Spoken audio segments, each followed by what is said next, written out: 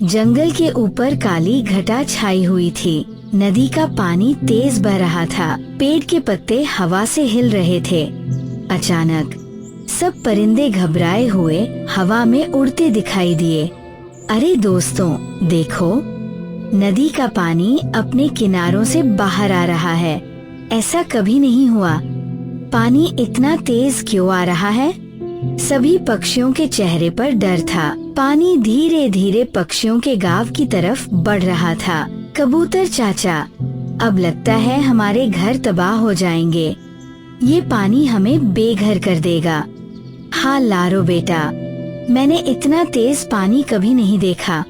एक पुराने पेड़ के ऊपर टुनी चिड़िया अपना घोंसला संभालते हुए नीचे का मंजर देख रही थी। उसकी आंखों में तनाव था। ये नदी तो पहले इतनी शांत होती थी, अब इसमें ये तूफान क्यों? मुझे लगता है नदी इस दफा बड़ी कुर्बानी मांग रही है। हमें नदी को खुश करना होगा, वरना ये सब कुछ बर्बाद कर देगी। टुनी ने कालू की बात पर ज्यादा ध्यान नहीं दिया। उसने सोचा कि कुछ न कुछ गड़बड़ जरूर है और फैसला किया कि दोस्तों के साथ मिलकर इसका पता लगाना होगा, वरना सब कुछ बर्बाद हो जाएगा। जंगल के बीच पुराने बरगद के पेड़ के नीचे सब परिंदे इकट्ठे हुए थे। हवा में चीखना चिल्लाना हो रहा था। कोई कह रहा था, मेरा सबसे कीमती बिस्तर पानी में बह गया।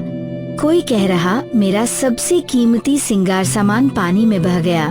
और किसी को अपने घर की फिक्र थी। टुनी चिड़िया, मेरे बच्चे का घोंसला पानी में बह गया। टुनी, तुम्हें पता है, मेरे खेतों का अनाज भी पानी ने बर्बाद कर दिया।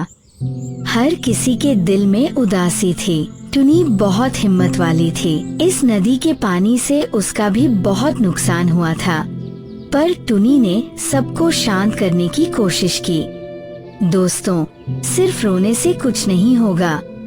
हमें समझना होगा कि पानी इतना क्यों बढ़ गया है। अगर तुम सब साथ नहीं दोगे तो मैं खुद अकेली नदी की तरफ चली जाऊंगी। तभी कालू कौवा वहाँ आया। उसने सबकी बातें सुनी, पर उसकी आंखों में एक अजीब सी उदासी थी, जैसे नदी का पानी उसका सब कुछ बहा ले गया हो। अरे भाई, नदी का पानी तो अपने आप आता है। क्या तुम सब हवा में बातें बना रहे हो? मैंने पहले भी कहा है, नदी इस दफा बड़ी कुर्बानी मांग रही है। अब कौन बड़ी कुर्बानी देगा, ये सब मिलकर तय करो। नहीं कालू, नदी कोई बड़ी कुर्बानी नहीं मांग रही, और न ही इतना ज्यादा पानी अपने आप आ गया है।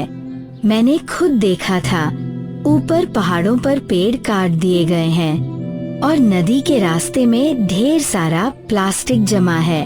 हाँ, प्लास्टिक तो मैंने भी देखा था, और मुझे भी लगा था कि पानी में प्लास्टिक की अजीब सी बदबू है।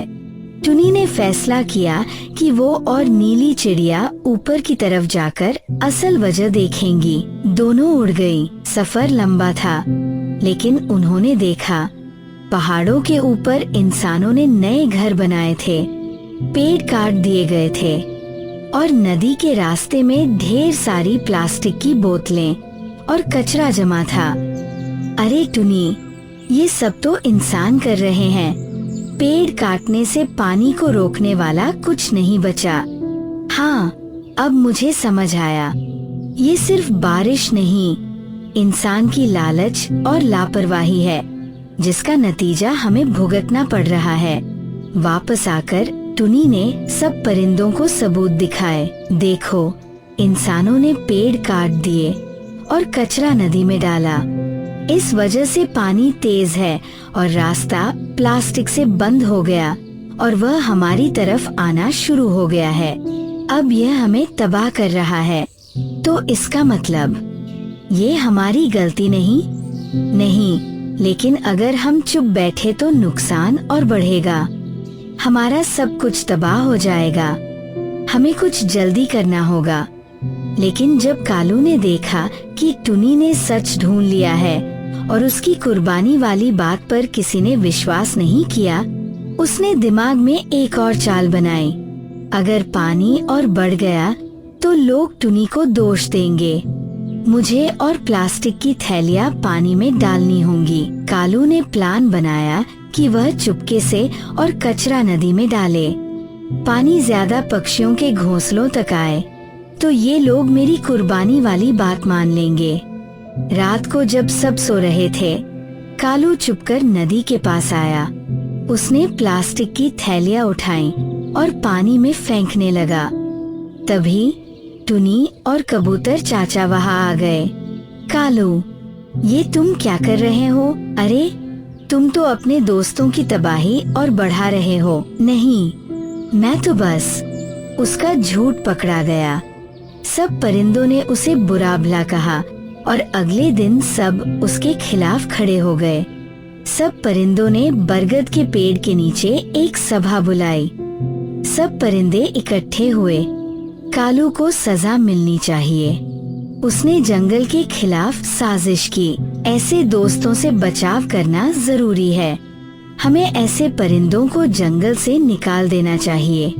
बेशक कालू बहुत बुरा परिंदा है, लेकिन मैं चाहती हूँ कि कालू को एक मौका दिया जाए, लेकिन साथ ही उसे जंगल की सफाई में सबसे ज्यादा काम करना होगा। उसे नदी से सारी प्लास्टिक निकालनी होगी और नए पेड़ लगाने होंगे। सबने फैसला किया। कालू को अगले 10 दिन तक सुबह शाम नदी की सफाई करनी होगी। हर दिन वह कचरा उठाकर नदी के बाहर निकालता। मुझसे बड़ी गलती हो गई। मैं सिर्फ अपनी चालाकी साबित करने के लिए बुरा सोच बैठा, सबका और जंगल का नुकसान कर दिया।